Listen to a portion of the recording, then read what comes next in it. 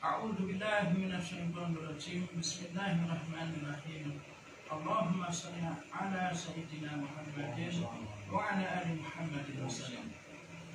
Berikut ini adalah sumpah yang berasal dari seorang syekh yang alim dan soleh. Semoga Allah Subhanahu wa taala memeliharanya dengan pemeliharaan yang terbaik. Sumpah ini disampaikan dalam suatu kesempatan di suatu sore dan malam hari di kota Damaskus yang terberkahi. Ada satu ayat pun dalam Al-Quran suci melainkan pasti ia berisi penghormatan atau ta'zim dan penghargaan yang tinggi atau tauqir atas Nabi Muhammad SAW.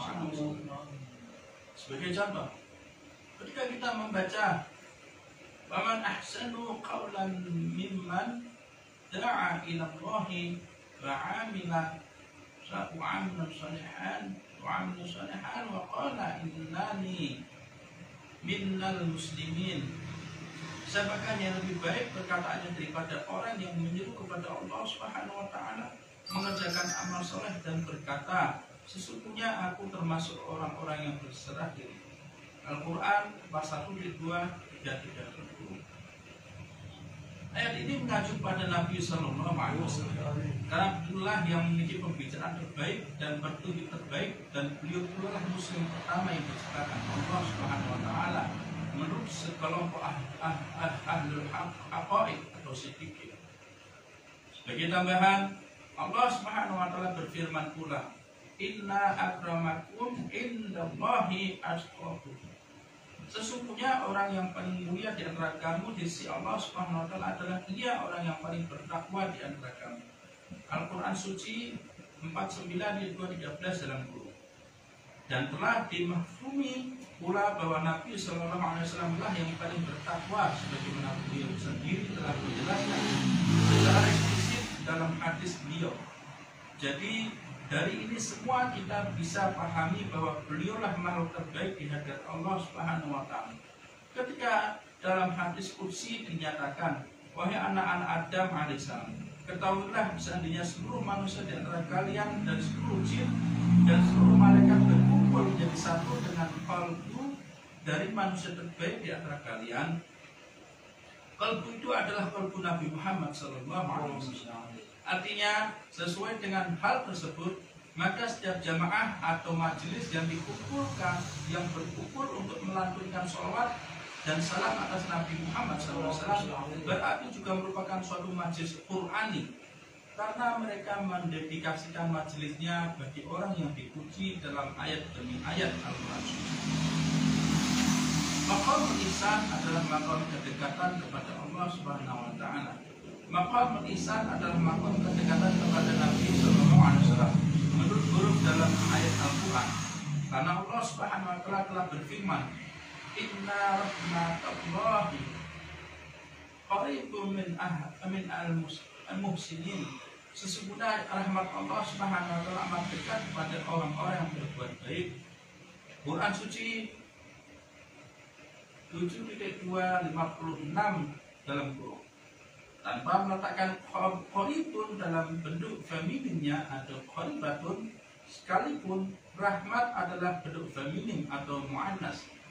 Karena pada hakikatnya rahmat yang disebut itu adalah Nabi Muhammad SAW. Sebagaimana secara eksplisit disebutkan dalam ayat wa ma arsalnaka ila rahmatan lil alamin. Dan tidaklah kami mengutusmu Muhammad SAW melainkan sebagai rahmat bagi seluruh alam. Quran suci 21.207 dalam Quran. Para nabi dan aulia Allah, para kekasih Allah Subhanahu wa taala serta mukmin, orang-orang beriman tidaklah mati dengan cara seperti yang tertangkap oleh indera biasa. Karena doktrin ahlu sunnah menyatakan bahwa ruh tidaklah hancur atau lenyap, melainkan berpindah ke lain tempat dan memasuki suatu keadaan tak terlihat setelah sebelumnya disandangkan dengan suatu penampakan selama masa hidupnya di muka bumi. Saat kematian yang terjadi tidak lain adalah suatu perpindahan dari wujud barzahi yang satu ke bidang lain dari wujud barzahi. Tidak pula ruh-ruh tersebut terkungkung dalam suatu daerah dari kubur atau makam mereka, melainkan sebagaimana Imam Malik berkata dalam Muwatta, telah sampai diuraikan pada kami bahwa ruh mukmin datang dan pergi dengan bebas, dan ini pun telah dikonfirmasi oleh huruf dan ayat Al-Quran dan ayat dalam Al-Quran Agung dalam ayat Farauhun wa raihanun wa jannatun na'im.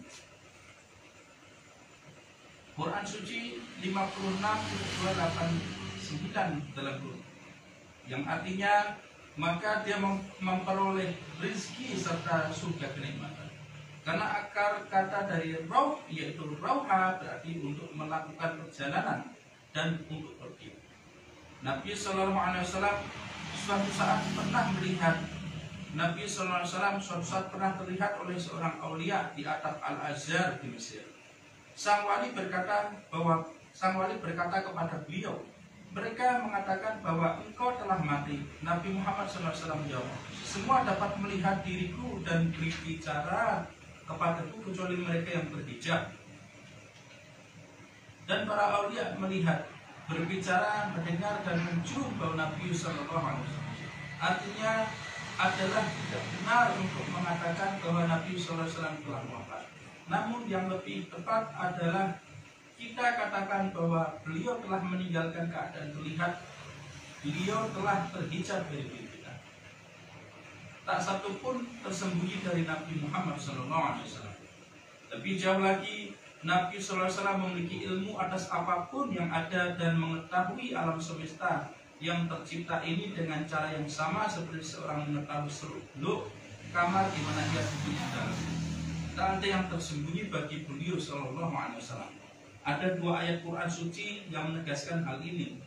Yang pertama adalah fakaifa idza ji'na min kulli ummatin bisyahidin wa ji'na bika ala haulai syahidan. Maka bagaimanakah halnya orang-orang kafir nanti apabila kami mendatangkan seseorang saksi atau rasul dari tiap-tiap umat, dan kami mendatangkan kamu Muhammad SAW sebagai saksi atas mereka itu sebagai umatnya.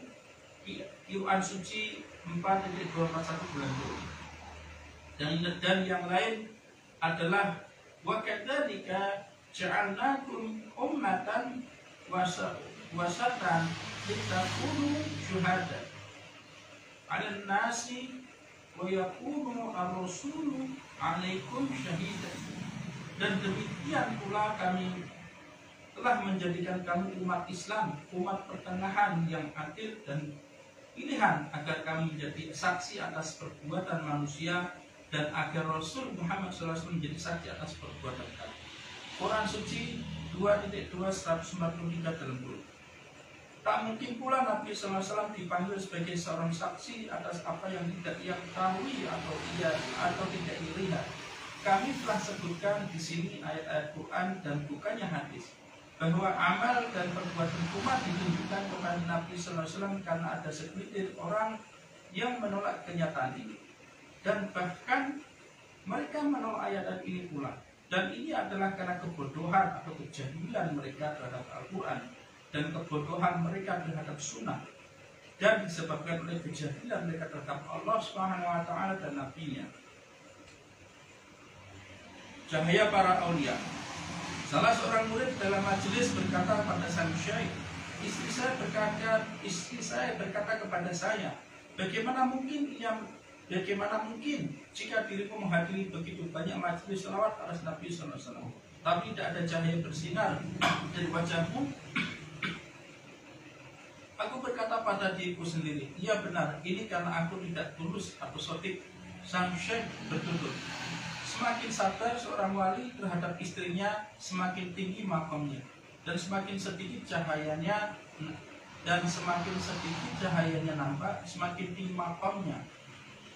Siti Al-Syahrani berseru-seru bertanya pada syekhnya. Ali Al-Khawas berseru-seru, mengapa hal itu demikian? Dan yang terakhir menjawab, jika cahaya seorang muslim yang tak patut disingkapkan bagi semua untuk melihatnya, maka cahaya itu akan mengisi segala sesuatunya yang terletak di antara bumi dan tujuan. Dan jika cahaya seorang wali dari aulia yang disingkapkan, dan jika cahaya seorang wali dari aulia disingkapkan, orang-orang akan lupa atas Allah Subhanahu wa Ta'ala karena terkesima atas keindahan cahaya tadi, dan tidak lagi menyembah Allah Subhanahu wa Ta'ala. Tetapi cahaya itu disembunyikan semata-mata karena rahmat dan kasih sayang bagi hamba-hamba Allah Subhanahu wa Ta'ala. Kesamaan seorang wali di antara keluarganya adalah bagai seekor keledai lokal. Mereka memukulnya, mereka membebaninya, mereka tidak menghormatinya. Namun ketika seekor keledai liar muncul, mereka berlari kepadanya untuk mendapat barokah. Sama seperti itu pula, seorang wali tidak dihormati oleh kaumnya sendiri. Tetapi ketika ia pergi keluar menemui kaum lainnya, mereka memberinya pengakuan. Salah seorang aulia, Siti Al-Raus pada seru-seru menjadi demikian jenuhnya atas pelecehan dari kaumnya. Ia berjalan dan mereka bahkan tidak lagi membalas salamnya. Ia pun meninggalkan kotanya dan berkelana. Ia berhenti di makam Siti Ahmad Al-Sayyad pada seru-seru.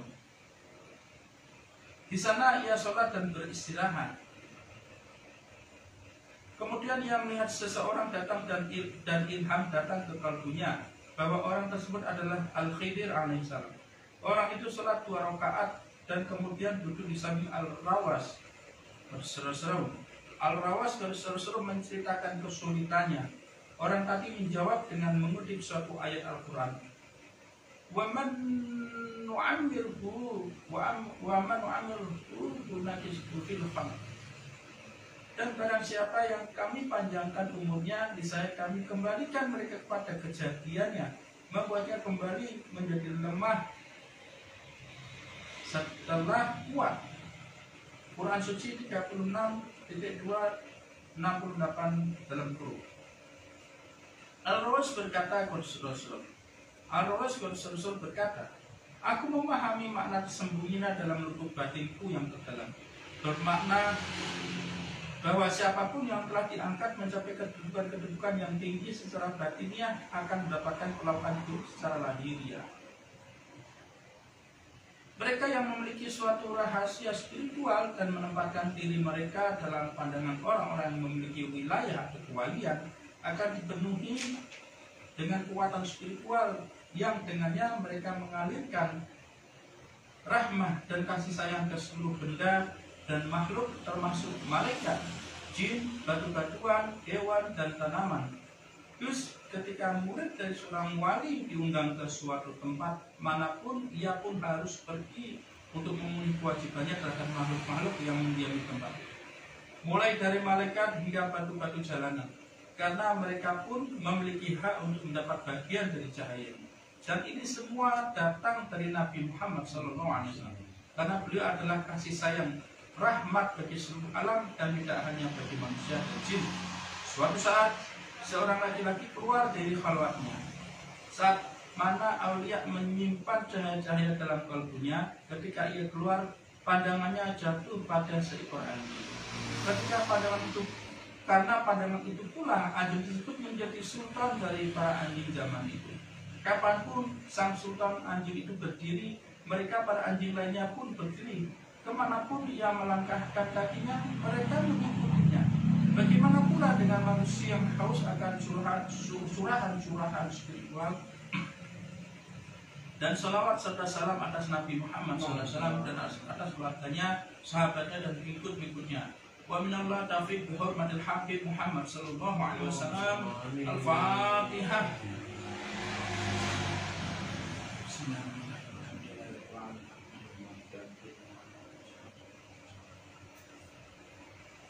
Sallu ala Nabi Muhammad.